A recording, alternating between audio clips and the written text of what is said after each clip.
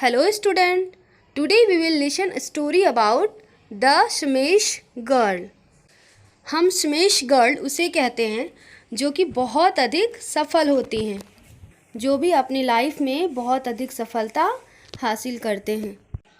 Saina was a happy-go-lucky girl at school, but she always experienced fright when she stepped on a stage.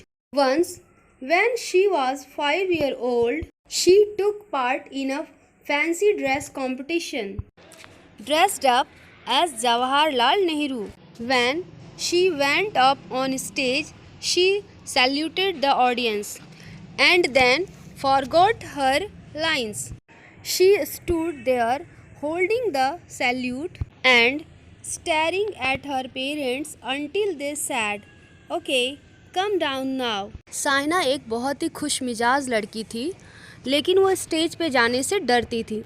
एक बार इसने fancy dress competition में participate किया, लेकिन stage पे चढ़ते ही ये अपने लाइंस भूल गई और ये अपने पेरेंट्स की तरफ देख के ये उम्मीद कर रही थी कि कब इसके मम्मी पापा ये बोलेंगे, ओके अब तुम नीचे आ जाओ, हो गया। Her parents encouraged her to keep performing on stage, but each time she would stand tongue-tied on stage. But Saina did not let her fear of performing in front of people. लेकिन साइना कभी लोगों के सामने perform करने से नहीं डरती थी। She wanted to become a great player. When her friends were playing with their dolls, she was running to increase her stamina. It was a small price to pay for becoming a great player. जब साइना के friends अपने खिलौनों से खेलते रहते थे, तब साइना अपना स्टैमिना बढ़ाने के लिए प्रैक्टिस करते रहती थी। Soon, she began playing tournaments. She was so focused on playing the sport that she did not worry about the audience. अब साइना अपने प्रैक्टिस के बल पे एक बहुत ही अच्छी खिलाड़ी बन चुकी थी। अब इसे लोग क्या कहेंगे इस बात की कोई फिक्र नहीं थी, क्योंकि अब पूरी तरह से कॉन्फिडेंस से भर गई थी। Her house was filled with prizes and medals. इसका घर अब प्राइज और मेडल से भर गया था।